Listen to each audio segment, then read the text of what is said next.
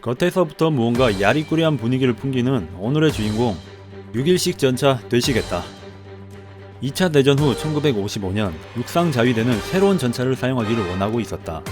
그도 그럴 것이 그때 그들은 M4 셔먼과 M24 채피를 운영하고 있었는데 이들은 이미 주어졌을 때부터 구식으로 퇴화한 물건들이라서 자위대의 임무인 방어전 자체도 수행할 수 없었기 때문이었다.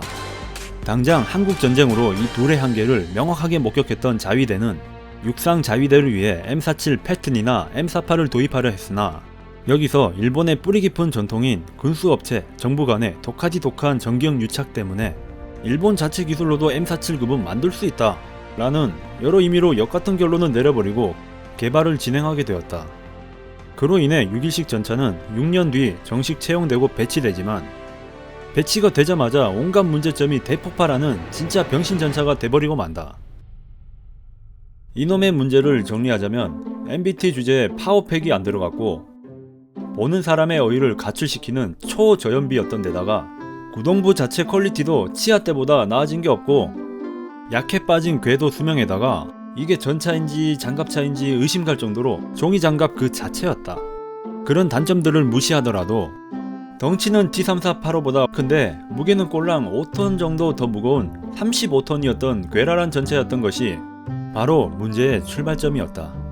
제일 심각했던 것이 구동 개통이었는데 위에 썼듯이 MBT 주제에 파워팩이 안 실렸다는 것. 그 원인은 다름이 아니고 그토록 그들이 입에 침도 안 바르고 훗바라던 기술력이 문제였다. 실상 개발에 들어가 놓고 보니 엔진 기술 자체가 2차 대전 수준에서 제자리 걸음을 걷다 보니 엔진, 변속기를 하나로 묶는 파워팩 개발 자체를 못했다. 그래서 결국 2차 대전 전차처럼 전방 변속기라는 구조로 제작되었고 그나마도 정비 등의 이유로 차체 전면 장갑을 용접 접합이 아니라 치아 때에 그 문제가 많던 볼트 접합으로 다 떼어버리는 바람에 전면 방울력이 반토막이 났다. M4 셔먼이나 채피도 전면 변속기 커버를 벗겨내야 했지만 6.1식처럼 아예 전면을 통째로 드러내야 하는 처절할 정도는 아니었다. 그리고 이 엔진이 또 좋았냐고 하면 그것도 아니었던 것이 사행정 디젤 엔진을 채용했음에도 불구하고 35톤짜리가 항속거리 200km라는 초저연비를 실현해버리고 말았다. 이게 얼마나 쓰레기 같은 연비냐 하면 당장 동급 무게로 비교 대상인 T-3485가 30톤에 340km를 갖고 2차 대전 티거를 잡으려고 만든 IS-2가 50톤에 240km를 갔다. 그리고 저 IS-2도 쩔쩔맸던 퀘니스 티거는 디젤보다 연비가 딸리는 가솔린 엔진에 65톤이라는 현대 전차급 무게를 지니고도 170km를 갔으며 같은 시기에 등장한 M60은 50톤으로 480km라는 고연비를 실현한 놈이었다. 그러니까 이놈은 엔진 자체가 2차 대전 중기 수준밖에 되지 않았다는 것이다. 거기에 더해서 변속기와 궤도마저도 총체적 난국 그 자체라서 6.1식 전차병들 사이에서 손목시계를 부수는 놈이라는 악담이 퍼졌을 정도에다가 실제로도 변속기가 튕겨서 손목이 부러져 버린 사례가 있었을 정도로 개차방 그 자체였고 싱글핀 방식의 궤도를 채용하는 바람에 뭐만 하면 그냥 궤도가 끊겨버리는 해교한 상황이 발생했고 갑자기 예고 없이 궤도가 끊어지는 바람에 내리막에서 6.1식과 같이 이동하던 자위대원들을 덮치는 실로 어처구니 없는 사고까지 낼 정도였다. 장갑까지 들어가면 진짜 눈물밖에 안 났던 것이 퇴역 후에 시행했던 시험으로 90식 전차에 120mm 해시탄을 쏴보는 실험을 했었는데 해시탄이 한쪽 측면을 완전 관통해서 반대쪽 측면을 완전 관통해서 빠져나왔다.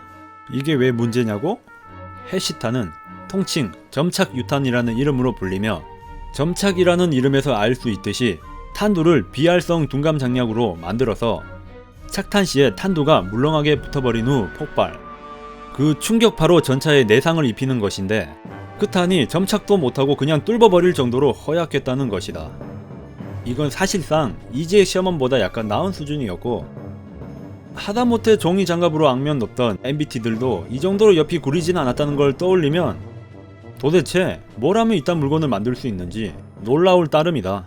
하지만 이런 스펙에도 불구하고 육상 자위대는 당장 쓸 물건이 없다는 이유로 인해 1961년도 배치 이후 1990년도까지 이놈을 써먹는 진짜 노인 학대를 보여주었는데 1990년도까지 써야 됐던 이유는 다름 아닌 위에 90식 전차가 2010년 기준으로도 7억 9천만 엔이라는 경이로운 가격을 자랑하고, 당연히 개발 당시에는 저거의 배로 비싸서 1년에 10대도 안 뽑힐 정도로 저열한 생산률을 자랑했기 때문이었다. 결국 그들이 그렇게 외쳤던 우리 기술로도 M479은 만들 수 있다는 의 결과는 그냥 생긴 것만 패튼 짝퉁에 혹은 그냥 2차 대전 전차에 90mm만 얹은 것에 불과했던 겉만 그럴듯한 고철 덩어리였다.